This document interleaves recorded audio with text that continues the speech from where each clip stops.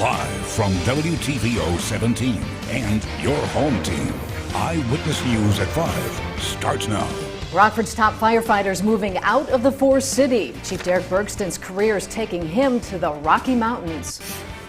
With the time that they're going to spend here, we'll be able to evaluate them and do everything that we can possible to make sure that they're as healthy as possible before leaving our shelter. A dozen dogs rescued from a house fire are nursed back to health. Soon, you may be able to help them find a new home. Adapt and overcome. Local restaurant owners look back on a difficult year while looking ahead to what the future has in store. Good evening, I'm Mimi Murphy. And I'm Eric Wilson. The head of the Rockford Fire Department is moving on. About an hour ago, the city announced Chief Derrick Bergsten has accepted a job in Fort Collins, Colorado. Monday, we told you Chief Bergsten was a finalist for the position. He beat out 3 other candidates. A few weeks ago, the Illinois Fire Chiefs Association named Bergsten Fire Chief of the Year. He joined Rockford Fire in 1994. He was promoted to chief in November 2008. Bergsten's last day with the department will be May 7th. According to the city, the Board of Fire and Police Commissioners will now start the process to find a replacement. The months-long search for a missing state line man comes to an end. Investigators confirm a body found in the Rock River last weekend has been identified as Brandon Cuddy of Byron. March 13th, police were called to Oppold Marina in Sterling, where a body was recovered. Earlier this week, we told you Cuddy's family believed it was the missing 27-year-old. An autopsy was completed yesterday, and the Lee County coroner confirmed the identity. Cuddy had been missing since the day after Christmas. His car was found crashed near the Rock River in January. Investigators have not released a cause of death. A man is dead after an early morning hit-and-run crash in Rockford. The wreck took place near East State and Summit Streets just before 4 this morning.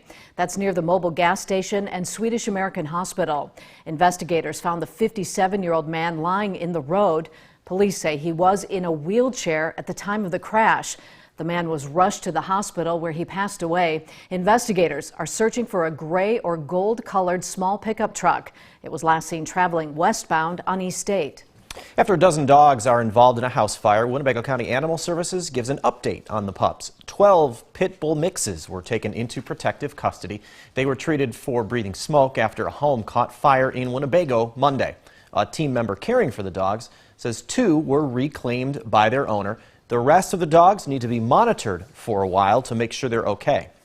We immediately gave them all the bath upon coming in just to help get that kind of smoky soot and calm their kind of irritated skin if they were close to the fire, anything like that. All the animals are doing okay.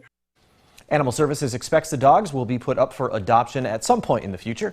They will be spayed and neutered and given up-to-date vaccinations. The COVID-19 pandemic has made it difficult for college students to get a real-world feel for a career after graduation. That's especially true in nursing programs, where a recent graduate tells Ari Bruckman hands-on lessons are taking on a whole new meaning. Ari? Eric and Mimi, many of those lessons are now happening virtually. One recent nursing grad tells me changes in how students learned came quickly as COVID hit. It was a rapid shift. It was so hard for the teachers and the students because everyone was learning how to use these new programs at the same time. COVID-19 has college nursing programs rethinking their approach to teaching. We try and just make up for shortages, and we work hard, and we do overtime just to make up for those hours that we're losing because we're short nurses. We're up on our patient loads, and everyone is just working harder. Unable to be in person, the simulations offer a virtual patient that can blink, cough, and react to illness. It's a resource Dean for Undergraduate Affairs at St. Anthony College of Nursing, Beth Carson, tells me she'll continue to use for students post-pandemic, and those students are in high demand. According to the U.S. Bureau of Labor Statistics, by 2026, over 11 million nurses will be needed. Nurse and recent grad Rose Somke has experienced the difficulties of trying to learn the industry since the pandemic began. We are using a lot more simulation, I guess I should say, than we have in the past. But we truly believe that we want a combination of simulation as well as those physical, clinical experiences in some type of a care setting. Both Carson and Somke acknowledged being a nurse takes a certain kind of individual.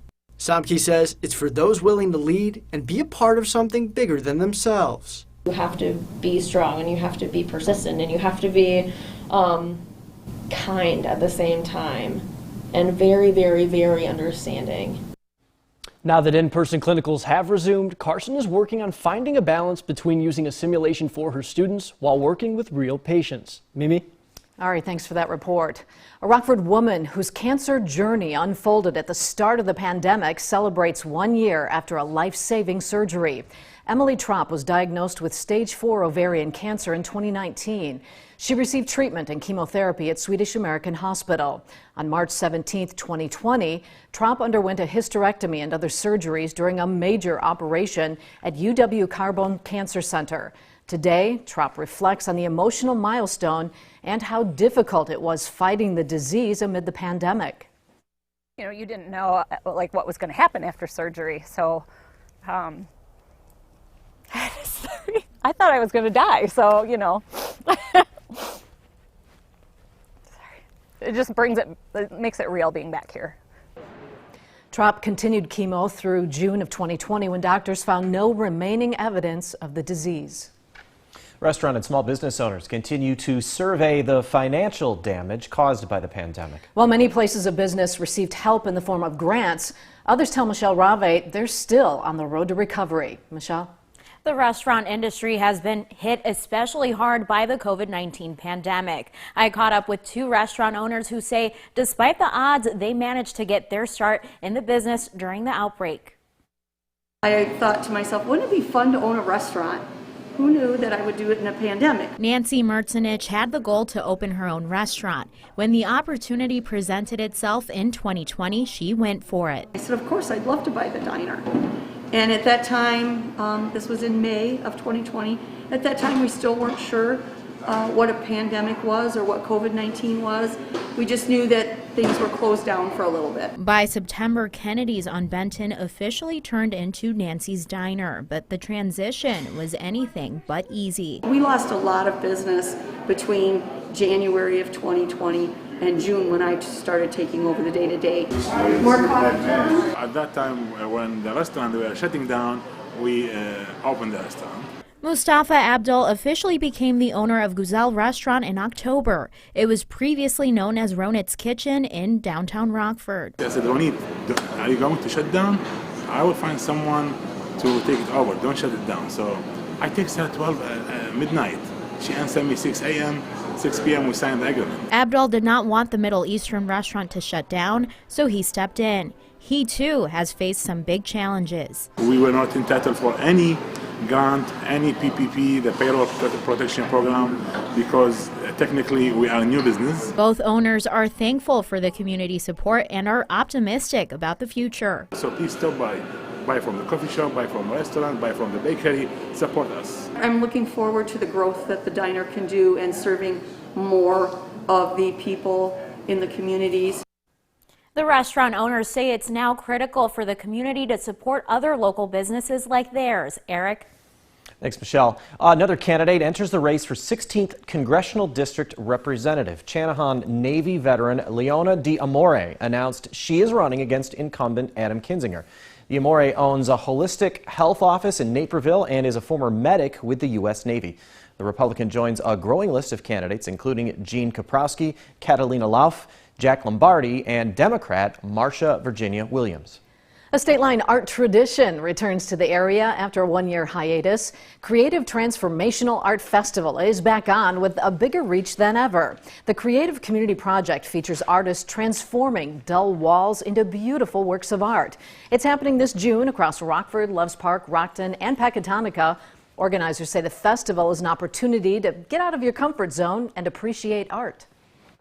We certainly want to focus on diversity and being inclusive with our projects and just have a great mixture of different kinds of art. You know, our goal is always to say, maybe you don't love all of the pieces personally, but there is one that really resonates with you. The deadline to apply is April 10th. Artists interested in taking part in the festival can find more information on our website, mystateline.com. U.S. lawmakers make a bipartisan effort to protect victims of domestic violence. Coming up, gun rights could create a sticking point that may keep a deal from being made. Temperatures held down for us this afternoon, as has been the last few days with the cloud cover and the fog. Now we've got some rain to contend with. Find out when that moves out and if we could see any snow showers mixed in. All coming up in the forecast a little later. You're watching Eyewitness News, your home team with Eric Wilson, Mimi Murphy, Sports Director Scott Leber, and Chief Meteorologist Candice King.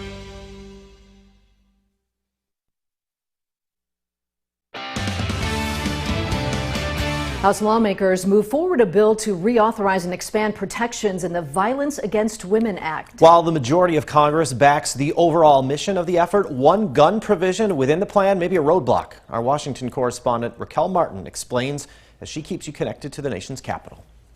It brings back memories that sit in my heart and soul. As a child, Michigan Congresswoman Debbie Dingell says she pulled a gun away from her father before he could shoot her mother. Guns in volatile situations are dangerous and have devastating consequences. The personal experience is why Dingell says she feels strongly about closing what she calls the boyfriend loophole to bar all convicted abusers from purchasing a gun. So that no child ever has to experience what I have lived through. The provision is part of the larger Violence Against Women Reauthorization Act. In 2019, the plan passed the House with bipartisan support, but it was stalled in the Senate because some Republicans argued the boyfriend loophole provision infringes on the rights of legal gun owners. Iowa Republican Senator Joni Ernst, also a survivor of domestic violence, says she will reintroduce a more Republican-friendly option in the Senate to, quote, ensure rural communities are a priority and hold predators accountable. And I have not read the House's version yet. Missouri Republican Josh Hawley says he hopes to review the plan once it arrives in the Senate. I believe we'll have jurisdiction in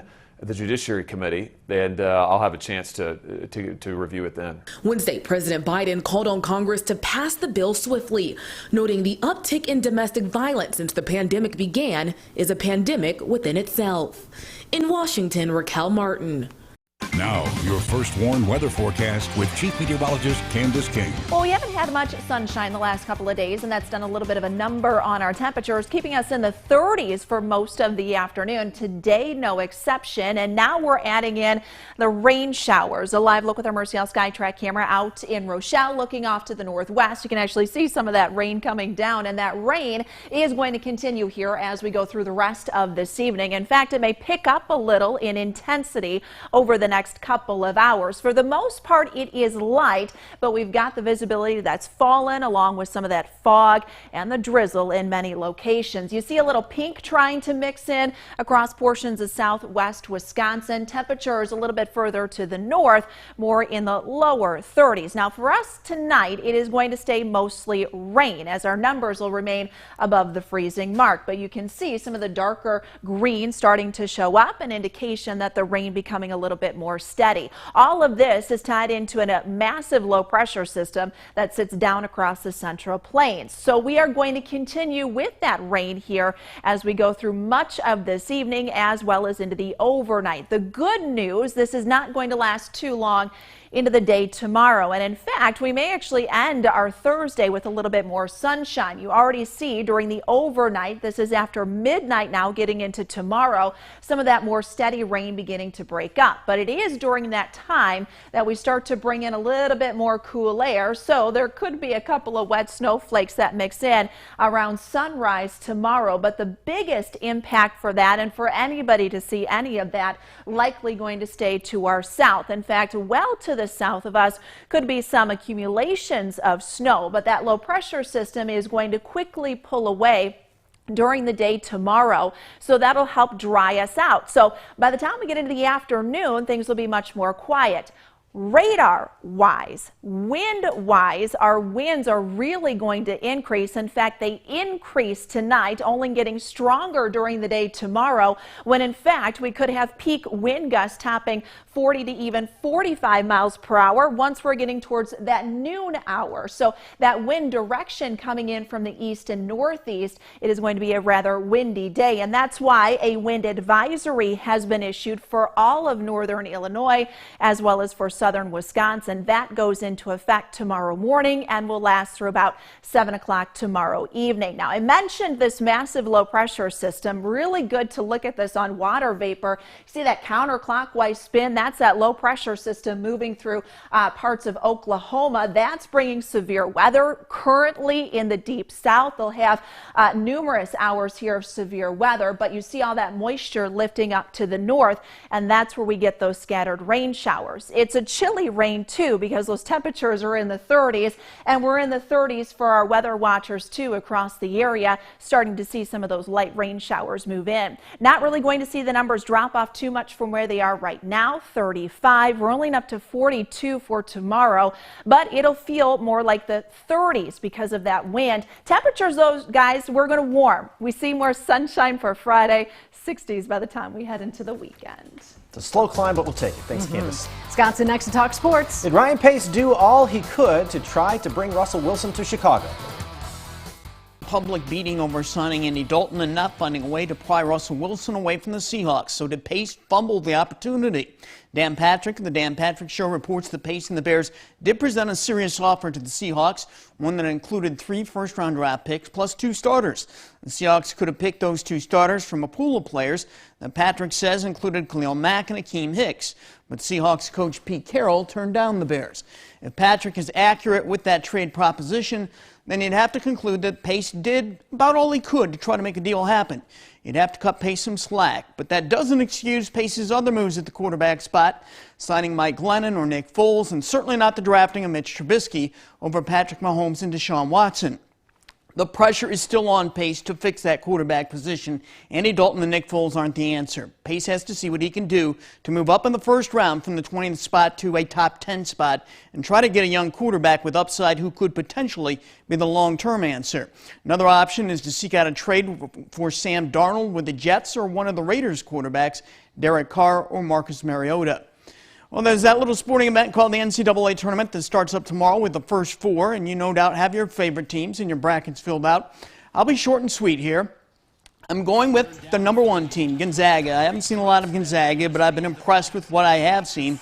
They have length, they have shooters, they have slashers, they have experience, and they play extremely well together, and they have depth. Gonzaga is my pick to win it all. Here's my final 4. Yeah, I know I'm really going out on a limb here. I've got the top 4 seeds making it: Michigan, Baylor, Illinois. Baylor could have a tough time with Ohio State, and the matchup with Houston won't be easy for the Illini, but I think these 4 teams are clearly the 4 best in the land. That's my take. We'll be right back.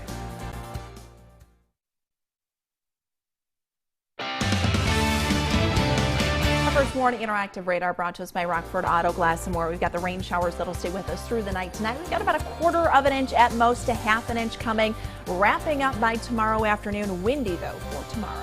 All right, thanks Candice. And thank you for spending a little of your time with us. Stay safe.